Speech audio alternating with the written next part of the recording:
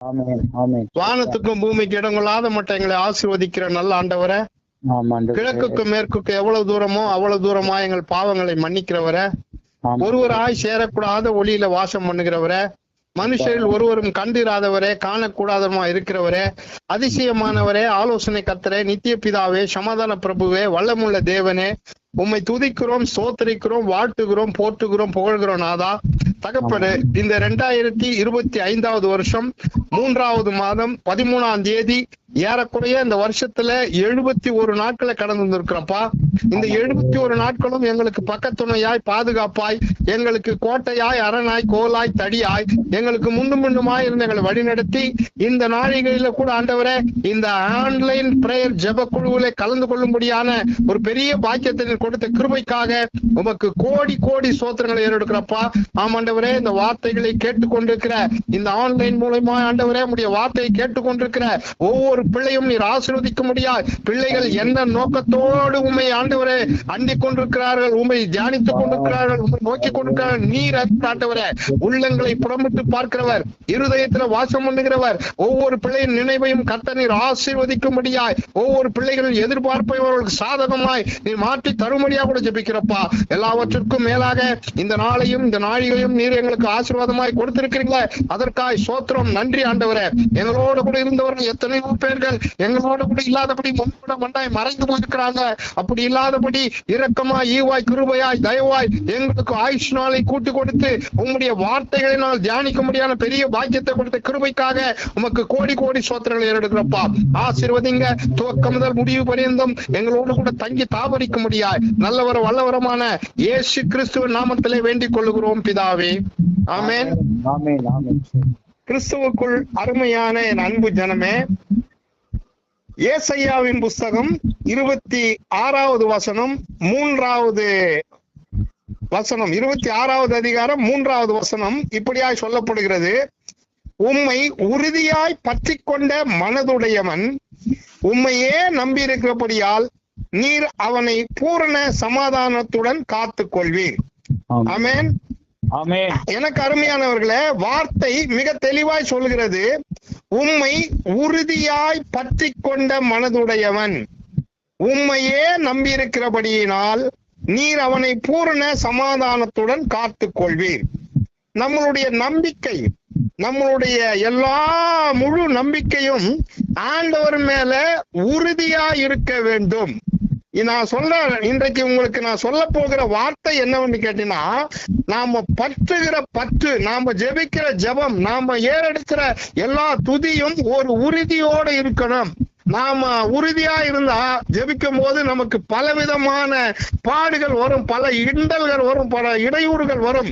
அவைகள் எல்லாவற்றிலும் மேற்கொண்டு அவைகளிலே கடைசி வரை நிலைத்திருக்கும் போது, உறுதியாய் பற்றி கொண்டிருக்கும் போதுதான் தேவன் உங்களை என்ன பண்ணுவார், நீர் அவனை பூர்ண சமாதானத்துடன் காத்துக் கொள்வார்.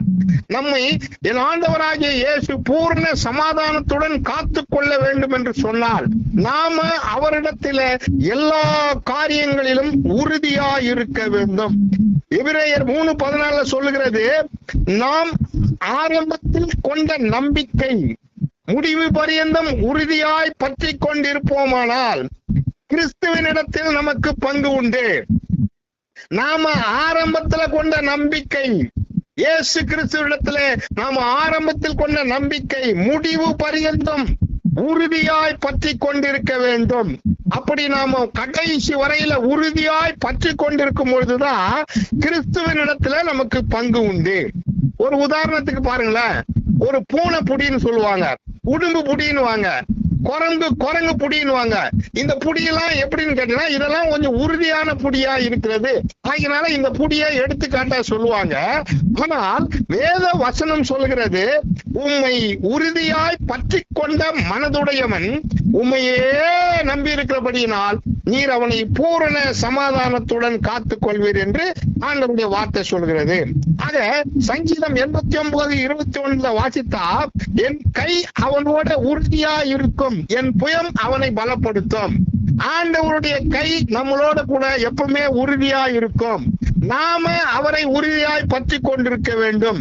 நாம கடைசி வரையில, உலகத்தின் முடிவு பரியந்தம் கடைசி வரையில நிலைத்து நிற்கிறவனே ரட்சிக்கப்படுவான் என்ற ஆண்டவருடைய வார்த்தை சொல்லப்பட்ட பிரகாரம் உறுதியாய் பற்றி கொண்டிருக்க வேண்டும். இந்த உறுதி ஆண்டவரிடத்திலே நாம வைக்கிற போதுதான் கர்த்தர் நம்மோட கூட இருப்பார். அவர் எல்லா காரியங்களும் நமக்கு ஜெயம் கொடுப்பார். முதலாவது பாருங்க, ஜெபத்திலே நாம உறுதியா இருக்கணும். உறுதி என்று சொல்லும் போது எல்லா காரியமும் உறுதியா இருக்கணும். எல்லாத்த காட்டிலும் மேலான காரியம் எதுன்னு கேட்டீங்கன்னா ஜெபம்.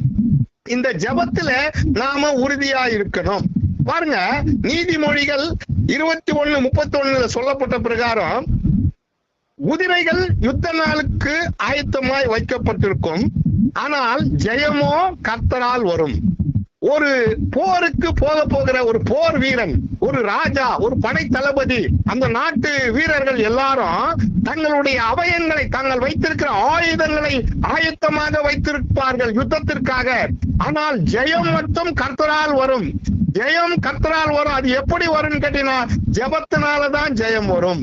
ஜெபிக்கிற மனிதன் கடைசி வரையில ஜெயம் பெறுவான். ஜெபிக்கிற மனிதன் எந்த இடத்திலும் சோர்ந்து போவதில்லை. ஆகினால எனக்கு அருமையான அன்பு தேவ ஜனமே, ஜெபத்திலே நாம் உறுதியா இருக்க வேண்டும். யாக்கோப்பு தன்னுடைய சகோதரனிடத்திலே அவன் கோபித்துக் கொண்டு இந்த ஊரை விட்டு ஓடும் பொழுது, அவன் அந்த யோர்தான் நதியை கடந்து அந்த இடத்துக்கு லாபான் வீட்டுக்கு போகும்போது கையாய் போகிறான். ஒரு கோலும் தடி மாத்திரம் போறான். இப்படி போகும்போது ஒரு தேவ தூதனோட அவன் ராவ் முழுவதும் பிரயாசப்பட்டு போராடுகிறான். அப்போ அந்த போராட்டத்திலே யாக்கோப்பு அந்த தேவனை, அந்த பற்றி கொண்டு, அந்த தூதனை பற்றி கொண்டு, நீர் என்னை ஆசீர்வதித்தால் ஒழிய உண்மை நான் போக விடேன் என்று சொல்லி உறுதியாய் பற்றி கொண்டான்.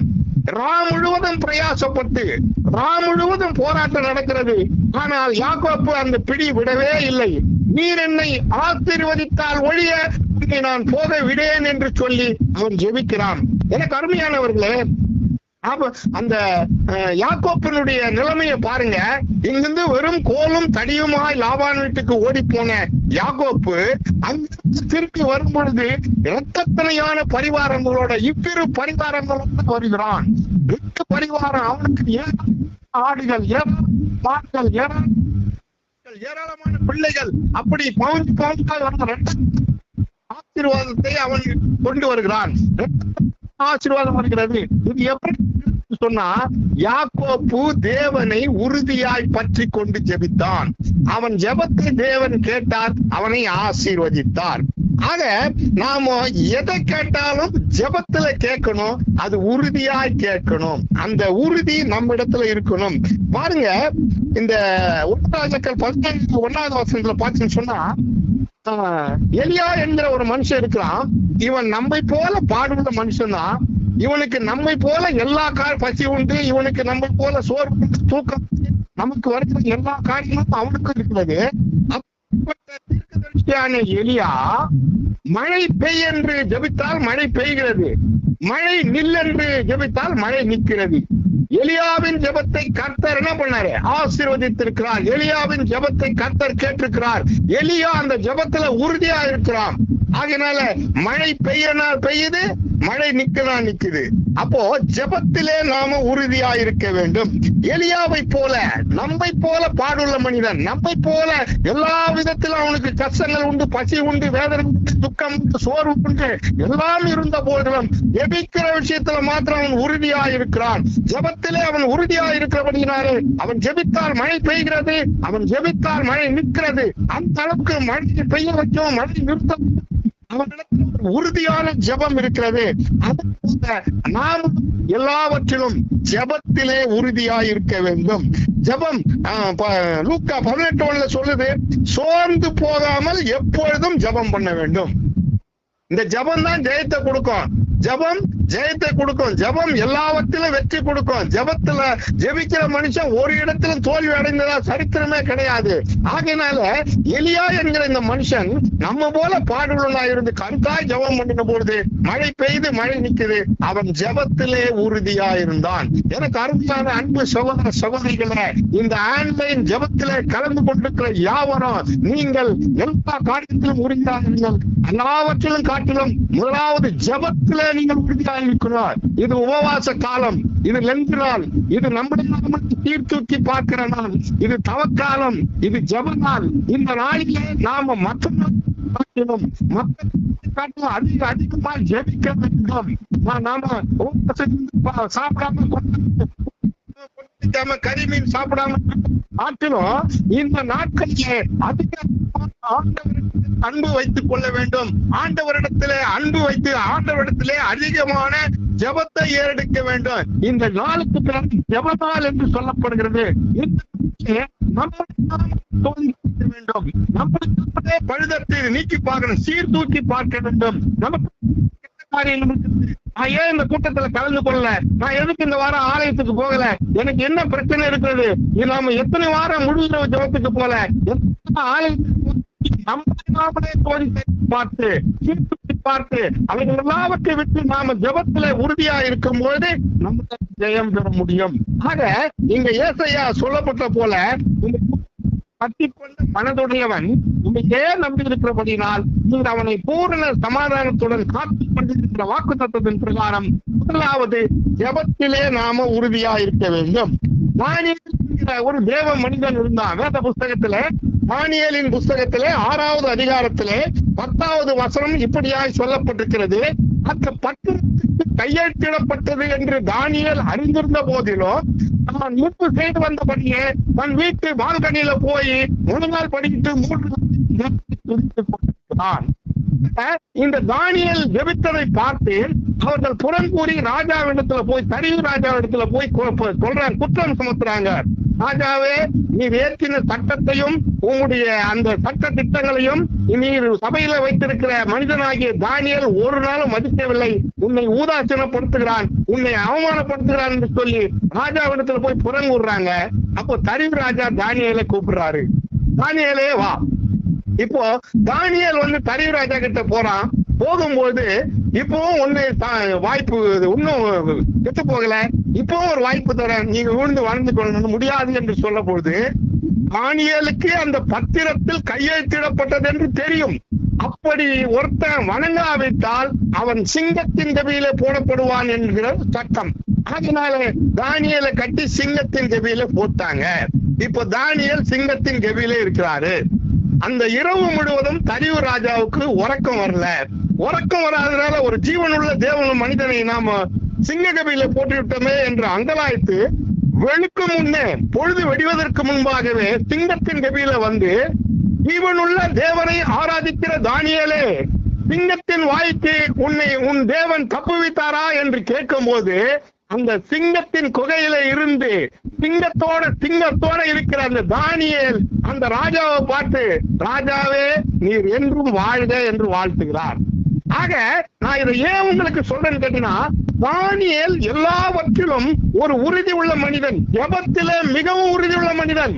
தானியேலோ என்றால் அந்த பத்திரத்துக்கு கையெழுத்திடப்பட்டது என்று அறிந்த போதிலும் தான் முன்பு செய்து வந்தது போல தன் வீட்டு பால்கனியில போய் முழங்கால் படியிட்டு அங்கு சென்று மத்தியானம் 3 வேளையும் தேவனை ஆராதித்துக் கொண்டிருந்தான், தேவனை துதித்துக் கொண்டிருந்தான். அவனிடத்துல குற்றம் கண்டுபிடிக்க முடியாத ஜனங்கள், அவனிடத்துல எந்த குறையும் இல்லாத பார்க்கும் ஜனங்கள் இவனை குற்றம் சுமத்த வேண்டும் என்றால் இந்த ஆராதிக்கிற விஷயத்தில் தான் குற்றம் சுமத்த வேண்டும் என்று சொல்லி அவன் ராஜாவிடத்துல போய் குற்றம் சுமத்தினார்கள்.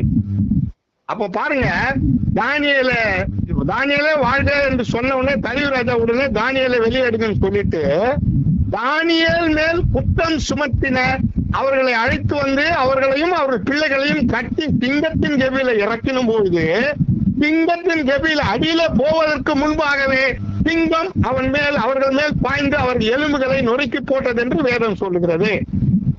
எனக்கு அருமையானவர்களை நான் என்ன சொல்ல வரேன்னு கேட்டீங்கன்னா, ஜெபத்திலே நாம உறுதியா இருக்கணும்.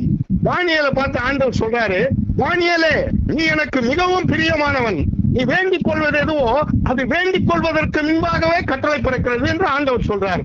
அப்போ தானியேல் ஆண்டவருக்கு மிகவும் பிரியமானவனாய் இருப்பதின் காரணம் என்னவென்று கேட்டினால், ஆண்டவரை அவன் உறுதியாய் பற்றி கொண்டிருக்கிறான். துதிக்கிற விஷயத்துல ஜெபிக்கிற விஷயத்துல அவன் ஆண்டவரை உறுதியாய் பற்றி கொண்டு ஜெபிக்கிறதுனால தானியேல் ஆண்டவருக்கு மிகவும் பிரியமானவனாய் இருக்கிறான். உனக்கு அருமையான அன்பு தேவ ஜனமே, இந்த ஏசாயா 26:3 சொல்லப்பட்ட பிரகாரம் உம்மை உறுதியாய் பற்றி கொண்ட மனதுடையவன் உண்மையே நம்பி இருக்கிறபடியினால் நீர் அவனை பூரண சமாதானத்துடன் காத்துக் கொள்கிற வாக்குத்தத்தத்தின் பிரகாரம் தேவனை நீங்கள் பற்றிக் கொள்ளும் போது உறுதியாய் பற்றிக் கொள்ள வேண்டும். அதே தானியேலின் புஸ்தகத்திலே சாத்ராக், மேஷாக், ஆபேத்நேகோ என்கிற 3 தேவ வாலிப பிள்ளைகள் இருக்கிறாங்க.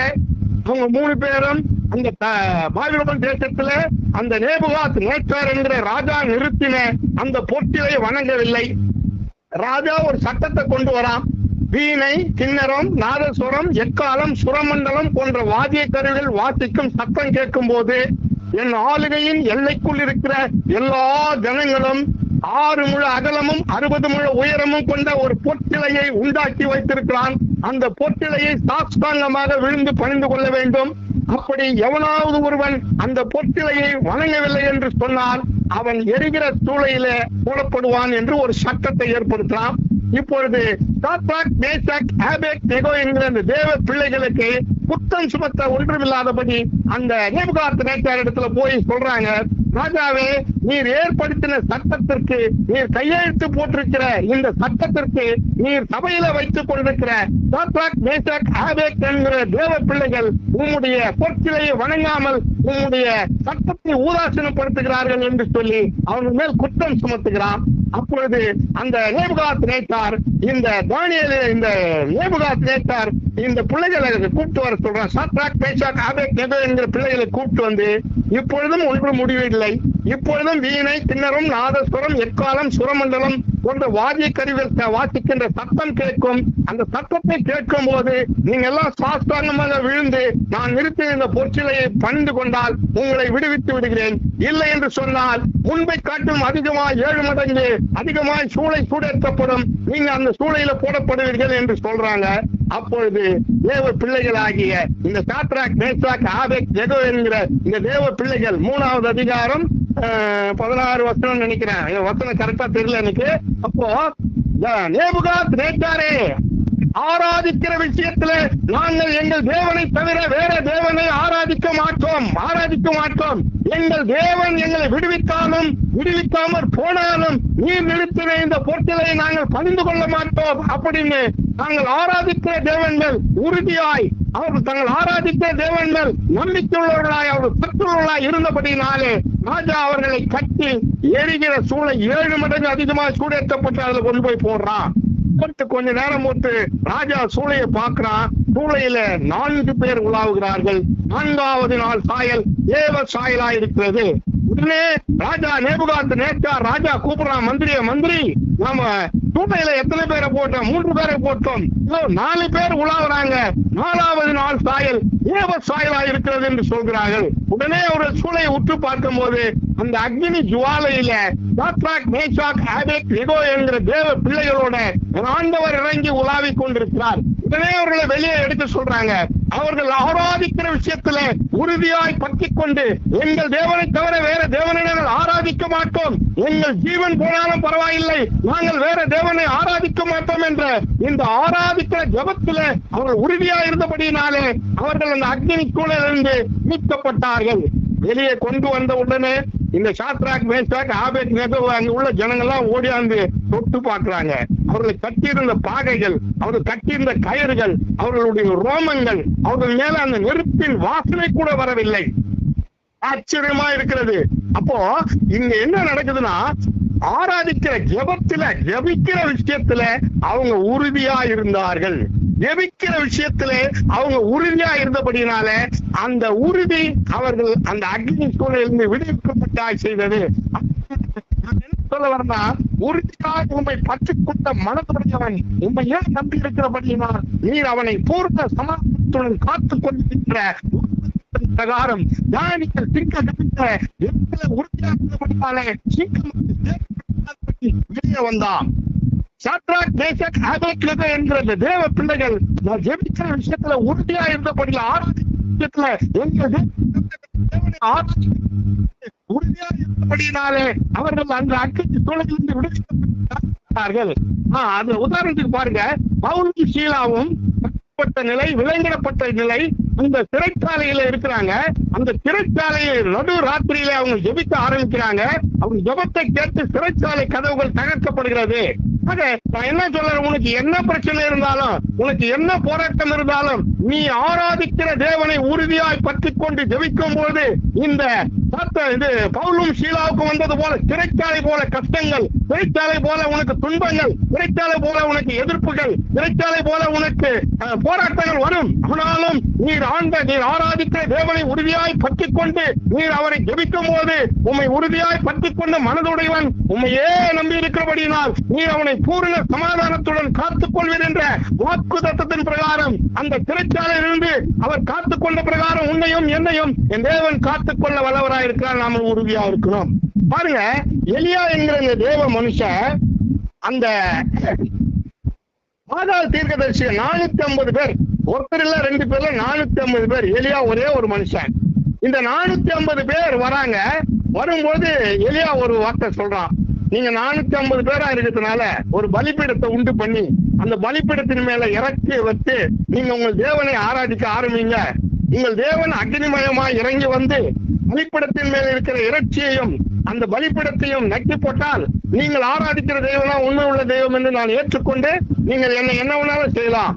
அப்படி இல்லை என்று சொன்னால் நான் ஆராதிக்கும் போது என் தேவன் இறங்கி வந்து அக்னி ஜுவாலைகளா வந்து அது பற்றிட்டு போட்டால் நான் உங்களை மேற்கொள்ளுவேன், அதமாக்குவேன் என்று எலியா ஒரு வார்த்தை சொல்றான். எலியாவின் வார்த்தையை கேட்ட எல்லா நாட்டு ஜனங்கள் எல்லாரும் ரைட், எலியா சொல்றது நல்ல ஆலோசனையா இருக்கிறது, அதன்படியே செய்யுங்கள் என்று சொல்லிட்டான். இப்போ 450 பாகால் தீர்க்கதரிசிகள் காலையில இருந்து மத்தியானம் 2 மணி வரையிலும் துதிக்க ஆரம்பித்தார்கள். அவர்கள் கொத்தடிக்கிறாங்க. இவன் எலியா உட்கார்ந்து பாக்குறான், உங்கள் தேவன் தூங்கினாலும் தூங்கி இருப்பாரு, போய் பாருங்க, உங்கள் தேவனுக்கு காது கேட்காம இருக்கும், அதனால வேகமா சத்தமா கூப்பிடுங்க அப்படின்னு சொல்லி இவங்க காலையில இருந்து மத்தியானம் 2 மணி வரையிலும் துதிக்கிற விஷயத்துல என்னென்னமோ பண்ணி பார்த்தாங்க, ஒண்ணும் நடக்கல. கடைசியில தங்கள் சரீரங்களை கிழித்து ரத்தம் சொட்டப்படக்குது, ரத்தம் சொட்டும் அளவுக்கு அவர்கள் துதித்தார்கள், ஒண்ணும் நடக்கல. இப்பொழுது எலியாவின் தருணம் வருது. எலியா வந்தான், பலிபீடத்தை செப்பனிட்டான், பலிபீடத்தின் மேல் இறக்கிய வைத்து 12 குடம் நிறைய தண்ணியை ஊத்த சொல்லி தண்ணியை ஊத்தின உட்படி எலியா மறுநாள் படித்து நான் ஆராதிக்கிற தேவன் உண்மை உள்ளவர் என்று சொல்லி ஜெபித்த உடனே அக்னிபயமாக அந்த அக்னி கீழே இறங்கி வந்து அந்த பலிபீடத்தின் மீது இறைச்சியும் தண்ணியையும் நக்கி போட்டது. பார்த்து கொண்டு ராஜா சொல்றான், எலியாவின் தெய்வம் என்று சொல்லும்பட்டான ஒரு இந்த வார்த்தையை அன்பு தேவ ஜனமே, நீங்கள் பற்றி கொண்டிருக்கிற உங்களுடைய ஆண்டவர் நீங்கள் ஒருபொழுதும் அவரை விட்டு விடாதபடி உறுதியாய் பற்றி கொண்டு மனதுடையனாய் இருக்க வேண்டும். நீங்க உங்கள் பிடி லூசா இருந்து விட்டுட்டீங்கன்னு சொன்னா உங்களுக்கு மிராக்கள் நடக்காது. நீங்கள் அவரை பற்றி கொண்டு உறுதியாய் இருக்கும் மிராக்கள் நடக்கும். ஆக நான் என்ன சொல்றேன்னு கேட்டா, மாத்தால் மரியாள் அக்கா தங்கச்சி 2 பேர் இருக்கிறாங்க. மரியாள் ஆண்களுடைய பாத்துல உட்காந்துக்கிறா, மாத்தாள் எல்லா வேலையும் கவனிக்கிறார். மாத்தாள் வந்து ஆண்களுக்கு கேட்கிறா, இந்த மரியாதை எனக்கு ஏதாவது உதவி செய்ய முடியும் சொல்லக்கூடாதா, கொஞ்சம் அட்வைஸ் பண்ணக்கூடாதா, கொஞ்சம் அறிவுரை சொல்லக்கூடாதான்னு சொல்லும் போது ஆண்டவர் சொல்றாரு, மரியாள் தன்னை விட்டு எடுப்படாத நல்ல பங்கு தெரிந்து கொண்டால். மரியாள் என்ன செய்கிறாள், ஆண்டவருடைய பாதத்துல உட்கார்ந்து அவர் பாதத்தில் அமர்ந்து கொண்டு அவர் ஜெபித்துக் கொண்டிருக்கிறாள். அந்த ஜெபத்தினாலே மரியாளுக்கு கிடைத்த பரிசு தன்னை விட்டு எடுபடாத நல்ல பங்கை தெரிந்து கொண்டாள் என்று சொல்லப்பட்டிருக்கிறது.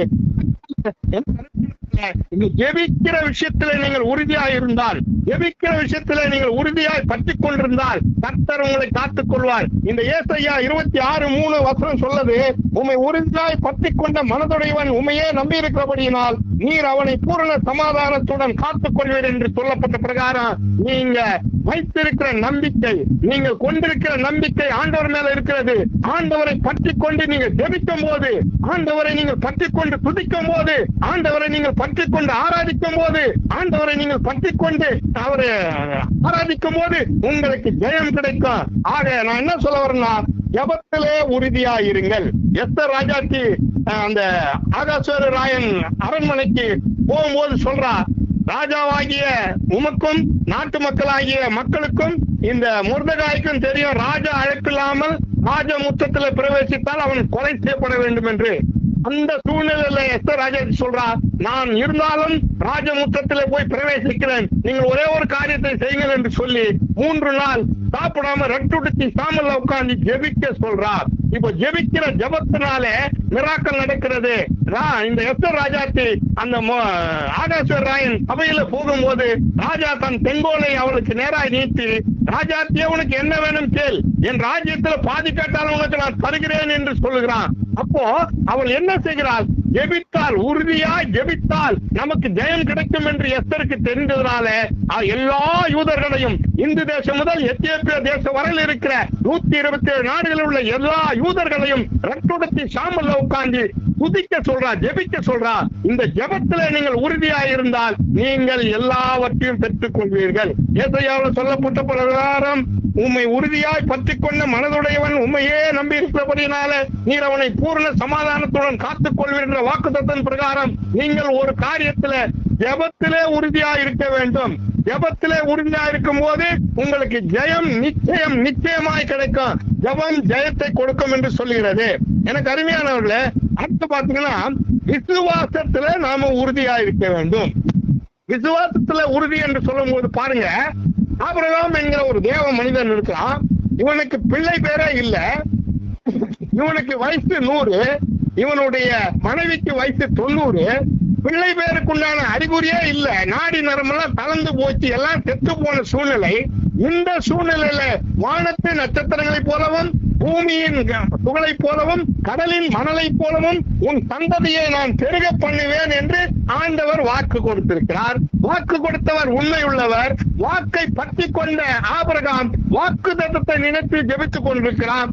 ஆக ஆபிரகாமுக்கு வானத்து நட்சத்திரங்களை போலவும் பூமியின் துகளை போலவும் கடலின் மணலை போலவும் சந்ததியை ஆண்டவர் கொடுத்தார். ஆண்டவர் ஆபிரகாமை பார்த்து, ஆபிரகாமே, நீ உன் இனத்தையும் உன் ஜனத்தையும் உன் தேசத்தையும் உன் உற்றார் உனது உறவினரையும் உன் வீட்டையும் நாட்டையும் விட்டு நான் காண்பிக்கும் தேசத்துக்கு போ என்று சொன்ன உடனே ஆண்டவருடைய வார்த்தையின் மேல் விசுவாசம் வைத்து, ஆண்டவர் சொல்லிவிட்டார் என்ற அந்த வார்த்தையின் மேல நம்பிக்கை வைத்து ஆபிரகாம் அந்த அவர் சொன்ன தேசத்தை இடத்தை விட்டு போகிறான். எந்த திசை, கிழக்கா மேற்கா, எவ்வளவு தூரம், எப்படி போகணும் என்று எதுவுமே கேட்கல.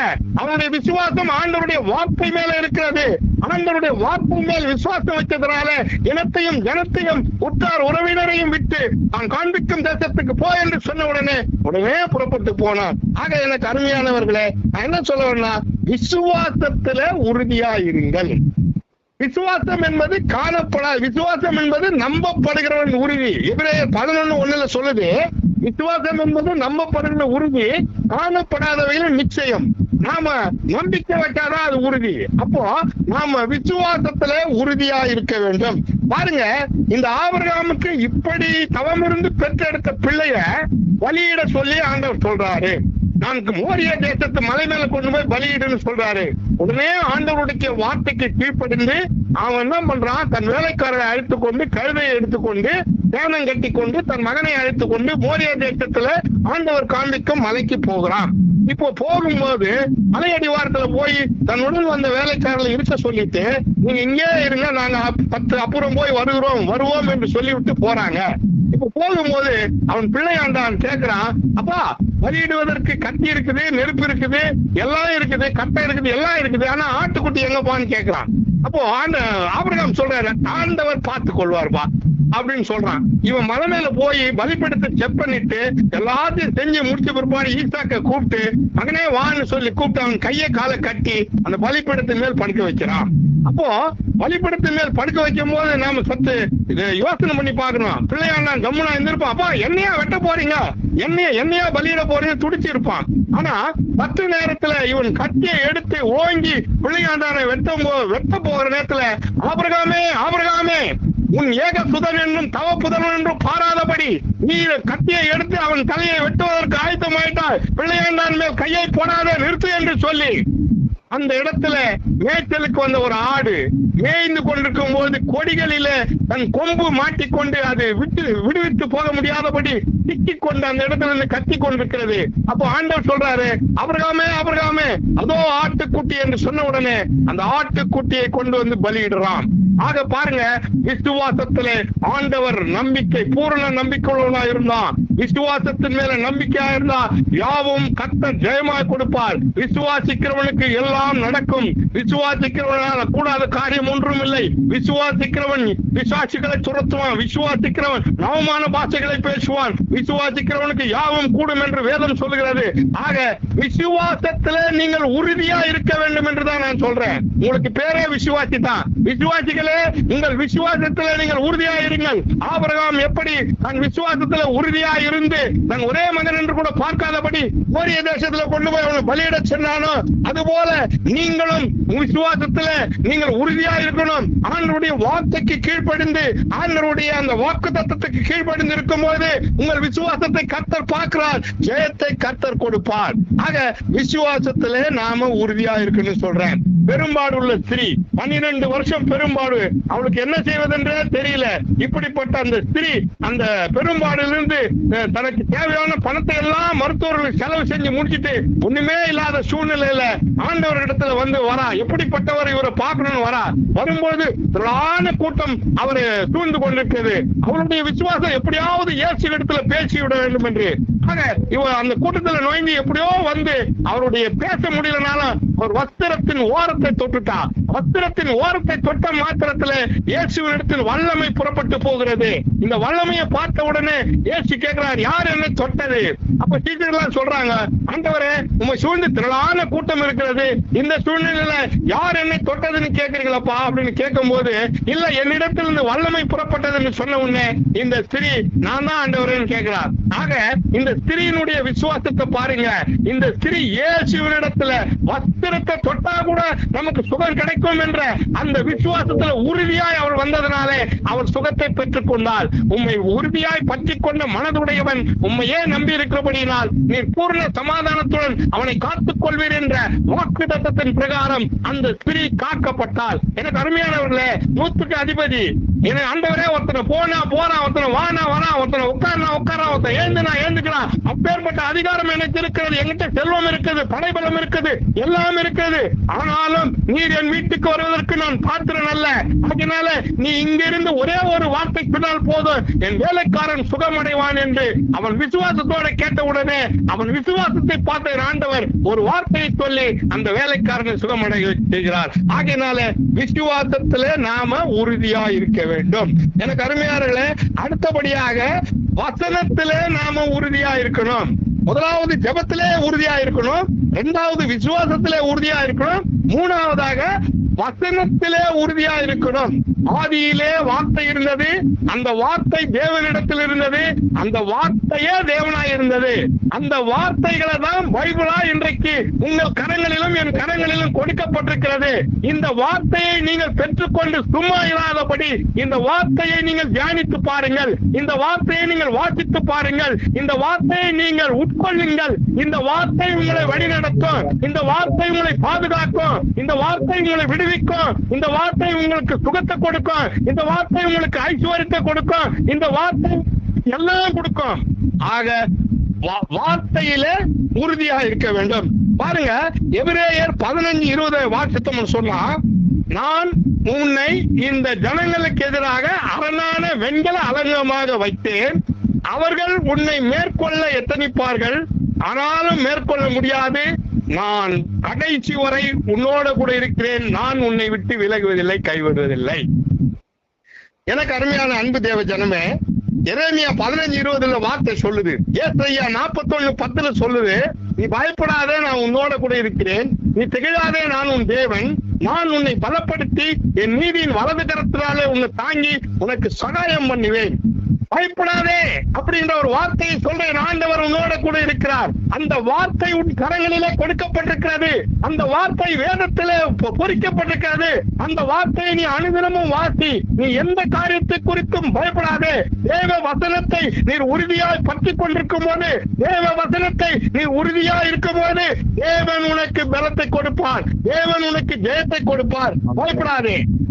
வார்த்தை அழகா சொல். இந்த வார்த்தை இருபுறமும் கருக்குள்ள வார்த்தை, இது ஜீவனுள்ள வார்த்தை.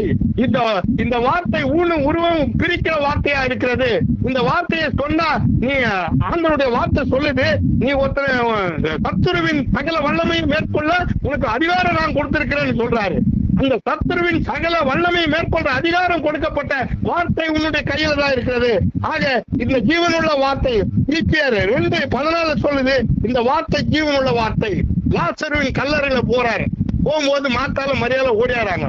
ஐயோ ஆண்டவரே, நீங்க இருந்தா என் சகோதரன் மறுத்திருக்க மாட்டான், நீங்க எல்லாம் போயிட்டீங்களே. அப்போ மாத்தாள் சொல்றாரு, ஆண்டவர் சொல்றாரு, மாத்தால எங்க வைத்தீங்க அப்படின்னு கேட்கும் போது, கல்லறையில வைத்து கல்ல புரட்டி போடுங்கன்னா வான ஆண்டவரே, 4 நாள் ஆகி போச்சு, இப்ப நாத்தடிக்கும் வான ஆண்டவர் சொல்றாரு. அப்ப ஆண்டவர் சொல்றாரு, என்னை விசுவாசிக்கிறவன் மரித்தாலும் பிழைப்பான்மா. இருக்கும் ஆண்டவரே, அது கடைசி நாள்ல நடக்கும், இப்ப வேணாம், 4 நாள் ஆகி போச்சு, நாத்தம் அடிக்கும். அப்போ அந்த லாசருவின் கல்லறையில போன ஆண்டவர் அந்த கல்லறையில கண்ணீர் வடித்து சொல்றாரு, லாசருவே வெளியே வா அப்படின்னு சொன்ன உடனே மரித்த லாசரு உயிரோட வெளியே வருகிறான். ஆகினாலே இந்த வார்த்தை ஜீவனுள்ள வார்த்தை. இந்த வார்த்தை உன் கால்களுக்கு தீபமும் உன் பாதைக்கு வெளிச்சமா இருக்கிற வார்த்தை. இந்த வார்த்தை நீ உலகத்துல இருக்கிற இருளில இல்லாதபடி வெளிச்சத்துல இருக்கும்படியாக உனக்கு தீபமாயும் உனக்கு வெளிச்ச பாதைக்கு இந்த வசனம் கால்களுக்கு தீபமாகவும் பாதைக்கு வெளிச்சமா இருக்கிறது. இந்த வார்த்தை தான் நீ இந்த உலகத்தின் எதிரியை கொண்டு போராடுகிற ஒரு பட்டயமா இருக்கிறது. இந்த உனக்கு எதிரே வருகிற எல்லா விதமான சத்துருகளையும் நீ மேற்கொள்வதற்கு இந்த வசனம் என்கிற இந்த வேத வசனம் என்கிற வார்த்தை கொண்டு நீ யுத்தம் பண்ணின ஆண்டவர் சொல்றாரு. ஆக இந்த வார்த்தை எபேசியர் 6:17 சொல்றாரு, என்னுடைய உங்களுக்கு பேர் ஆயுதமே என்னுடைய வசனம் தான். ஆகினால இந்த வசனத்திலே நீங்கள் உறுதியா இருக்க வேண்டும். இந்த வசனத்தை நீங்கள் உறுதியாய் பற்றிக் கொள்ள வேண்டும். இந்த வசனத்தை நீங்கள் உறுதியாய் பற்றிக் கொள்ளும் பொழுது கர்த்தர் உங்களை காத்துக் கொள்வார். உம்மை உறுதியாய் பற்றிக் கொண்ட மனதுடையவன் உம்மையே நம்பி இருக்கிறபடியினால் நீர் அவனை பூரண சமாதானத்துடன் காத்துக் கொள்வீர் என்ற வாக்குத்தத்தத்தின் பிரகாரம் நீ ஜெபத்திலே உறுதியா இருக்கும் போது கர்த்தர் உன்னை காத்துக் கொள்வார். நீ விசுவாசத்திலே உறுதியா இருக்கும் போது கர்த்தர் உன்னை காத்துக் கொள்வார். நீ வசனத்திலே உறுதியா இருக்கும் போது கர்த்தர் உன்னை காத்துக் கொள்வார். கடைசியா நான் சொல்லி முடிக்கிறேன், அழைக்கிற அழைப்பிலே நாம உறுதியா இருக்கணும். அல்லேலூயா.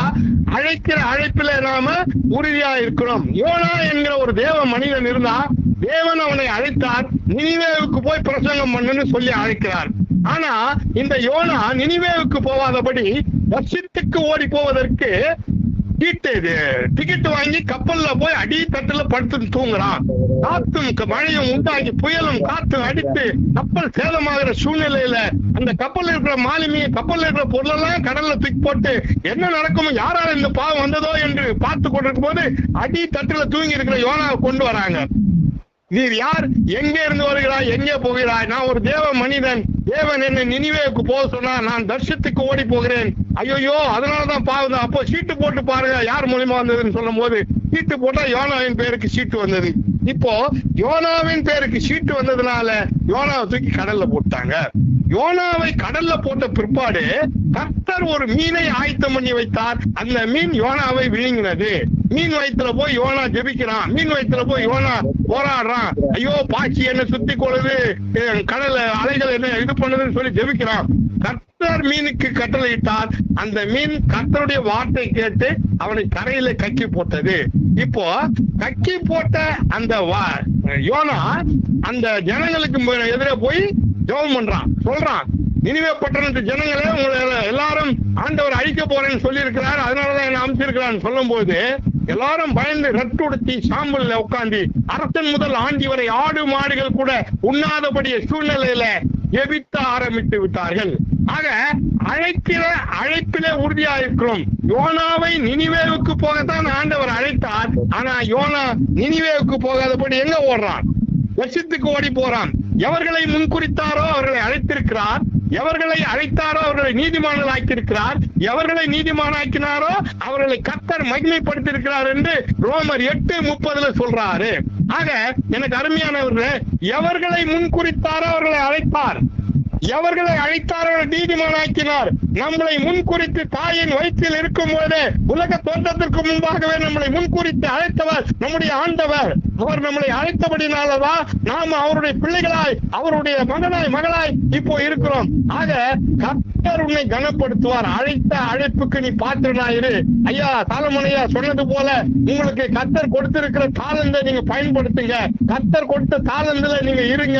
உங்களுக்கு ஜெபிக்கிற தாளந்து கொடுத்திருக்கிறார், உங்களுக்கு பாடுகிற தாளந்து கொடுத்திருக்கிறார், உங்களுக்கு போதிக்கிற தாளந்து கொடுத்திருக்கிறார், உங்களுக்கு கைப்பிரதி ஊழியம் செய்ய தாளந்து கொடுத்திருக்கிறார், உங்களுக்கு அநேக வரங்களை கொடுத்திருக்கிறார், தீர்க்கதரிசன தாளந்துகள் கொடுத்திருக்கிறார். அப்போ அந்த தாளந்துகளை நீங்கள் அழைத்த அழைப்பிலே உறுதியாயிருங்கள்.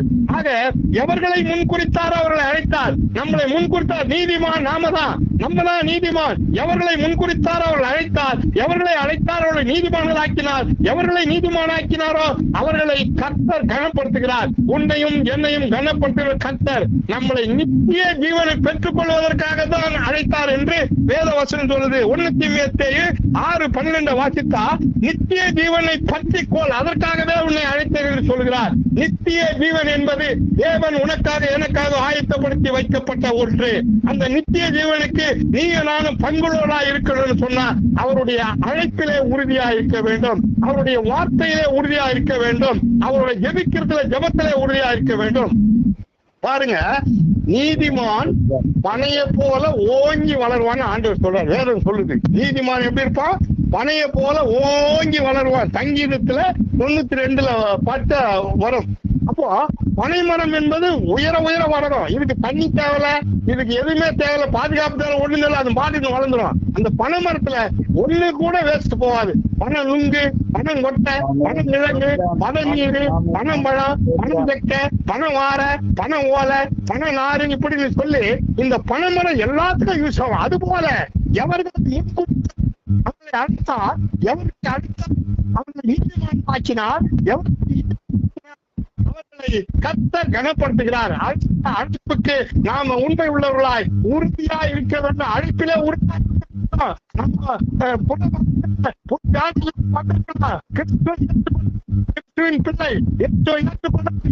பிள்ளை அவரை நீ ஆராதிக்குமா கைவிடவே மாட்டார். கைவிடலாம், உற்றார் உறவினர் உன்னை கைவிடலாம், பெற்றவர்கள் உன்னை கைவிடலாம், நான் கைவிடுவதில்லை. நான் நீ உயிரோடு இருக்க நாள் எல்லாம் நான் மோசையோடு கூட இருந்த உன்னோட கூட இருக்கிறேன். நான் உன்னை விட்டு விலகுவதில்லை, கைவிடுவதில்லை.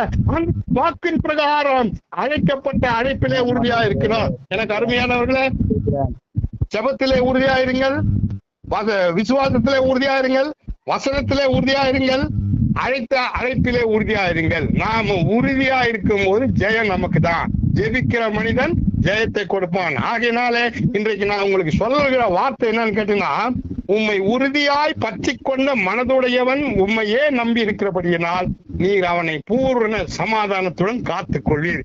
பூரண சமாதானம், சாதாரண சமாதானம் இல்ல, உலகம் கொடுக்கிற பிரகாரமான சமாதானம் இல்ல, பூரண சமாதானம். இயேசு கிறிஸ்துவின் சமாதானத்தோட உன்னை காத்துக் கொள்வார். இந்த உலகத்தின் இடர்பாடுகள், இந்த உலகத்தின் வேதனைகள், இந்த உலகத்தின் கண்ணீர்கள், இந்த உலகத்தின் துக்கங்கள், இந்த உலகத்தின் பாடுகள் ஒண்ணுமே செய்யாது உன்னை காத்துக் கொள்ள உன்னுடைய ஆண்டவர் உன்னோட கூட இருக்கிறார். நீர் அவரை உறுதியாய் பற்றிக் கொள்ளு. அவர் உன்னோட கூட வாசம் பண்ணுகிறார். அவர் உனக்குள்ளே சொல்றார். அவர் உனக்காகவே யுத்தம் பண்ணி கொண்டிருக்கிறார். அவர் உனக்காகவே கல்வாரி சிலுவையை சுமந்திருக்கிறார். உனக்காகவே ஜீவனை கொடுத்து ரத்தத்தை கொடுத்து உயிர் தேர்ந்திருக்கிறார். உனக்காகவே யாவற்றையும் செய்திருக்கிறார். ஆகையினால அவர் உன்னை காத்துக் கொள்வார். நீ பூர்ண சமாதானத்துடனே அவர் உன்னை காத்துக் கொள்ள நீ அவரை உறுதியாய் பற்றிக் கொள். அல்லேலூயா. நல்லவர். இந்த ஜீவனுள்ள வார்த்தைகளுக்காக நாம் உண்மையாகவே இன்றைக்கு ஐயா கொண்டு வந்த இந்த 4 காரியங்களையும் உறுதியாய் பிடித்துக் கொள்ளுங்கள். ஜபத்தில உறுதியா இருக்க வேண்டும், விசுவாசத்தில் உறுதியா இருக்க வேண்டும், வசனத்தில் வார்த்தையில் உறுதியா இருக்க வேண்டும், அழைத்த அழைப்பில உறுதியா இருக்க வேண்டும். இன்றைக்கு நமக்கு கொடுத்த மன்னா நீங்க இதை எழுதி வைத்து தியானம் பண்ணுங்க. கர்த்தர் நம்மை உண்மையாகவே பரிபூரணமான சமாதானத்தோடு கர்த்தர் நம்மை இந்த சொன்ன ஜீவனுள்ள வார்த்தைகளை காத்து கொள்ளும்படியால் உறுதியாய் பற்றி கொண்டு மனதுடையவன் உண்மையே நம்பியிருக்கிறபடியால் அவரையே நம்பி நாம் பின்பற்றுவோம். கர்த்தர் இந்த 1208 நாட்கள் இந்த கூடுகையை நடத்த தேவன் கிருபை பாராட்டினார். உண்மையாகவே உங்களுக்கு நான் தொடர்ந்து ஜெபிக்கிற ஒரு காரியங்கள் கர்த்தர் பலனை கொடுக்கணும். கர்த்தருடைய பலனை நாம பெற்றுக்கொள்ள வேண்டும். கர்த்தர் நல்லவர். ஏனென்றால் வேலை முடித்துட்டு வந்து நீங்க அப்படியே 6:30 மணிக்கு பிரேயர்ல உட்கார்றீங்க. 6ல இருந்து இவ்வளவு நாள் ஒவ்வொரு நாளும் எவ்வளவோ பிரச்சனைகளை சந்திக்க தேவன் வீட்டில கூட குழப்பம், வீட்டிலையும் திட்டு, பிள்ளைகளை பார்க்க முடியல. ஆனாலும் இதற்கு எல்லாவற்றையும் நீங்கள் உறுதியா இந்த ஜெபத்துல கலந்து கொண்டபடியால் ஐயா கொடுத்த இந்த ஜீவனுள்ள வார்த்தைகள் அப்படியே எல்லாருமே பலிப்பதாக. கர்த்தர் நம்மை கைவிடவே மாட்டாருங்க. இப்ப நம்ம கேட்ட எல்லா பரிபூரணமான சமாதானத்தை இந்த கூடுகையில உண்மையும் மொத்தமாய் பகிர்ந்து கொண்ட யாவரையும் கர்த்தர் ஜெபத்தில் உறுதியாய், விசுவாசத்தில் உறுதியாய், வார்த்தையில் உறுதியாய், அழைத்த அழைப்பில உறுதியாய் நம்மை காத்து கொண்டு வழிநடத்துவாராக. செய்தி கொடுத்த மகனுக்காகவும் ஒரு ஊழியத்திற்காகவும் அவருடைய குடும்ப உறுப்பினர் ஒவ்வொருவருக்காகவும் கர்த்தர் பலப்படுத்தி இன்னும் அநேகருக்கு இந்த ஜீவனுள்ள வார்த்தைகளை கொண்டு போய் சேர்க்க சௌந்தரிய ஜெபம் பண்ணுவோம்.